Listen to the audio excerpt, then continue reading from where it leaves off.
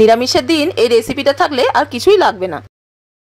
তো চলুন প্রথমে মশলাটা করে নিই। এখানে 4-5টা কাজু, 1 চামচ পোস্ত, 1 চামচ চালমগজ আমি বেটে রেখে দিই। তারপরে কাঁচকলাগুলো একটু ভেজে তুলে নেব।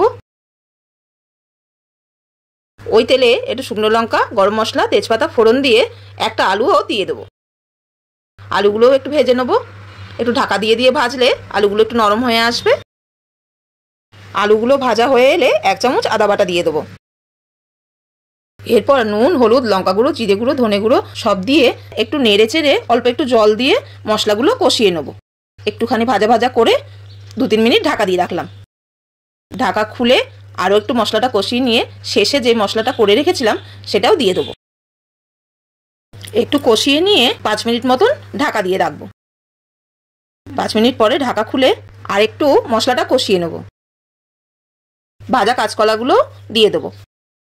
ভাজা কাঁচকলাটা দিয়ে ভালো করে কষিয়ে নিয়ে আন্দাজ মতন জল দিয়ে দেবো। জল দিয়ে একটু ভালো করে নাড়িয়ে নিয়ে 5-7 মিনিটের জন্য ঢাকা দিয়ে দেবো। ব্যাস, সবজিগুলো সব সেদ্ধ হয়ে গেছে। এরপরে 1 চামচ চিনি, অল্প গরম মশলা দিয়ে নাড়িয়ে নিয়ে নামিয়ে ফেলি। তাহলে রেডি হয়ে গেল কাঁচকলার দম। ভিডিওটি ভালো লাগলে লাইক করে দেবেন, চ্যানেলটিকে সাবস্ক্রাইব করে দেবেন।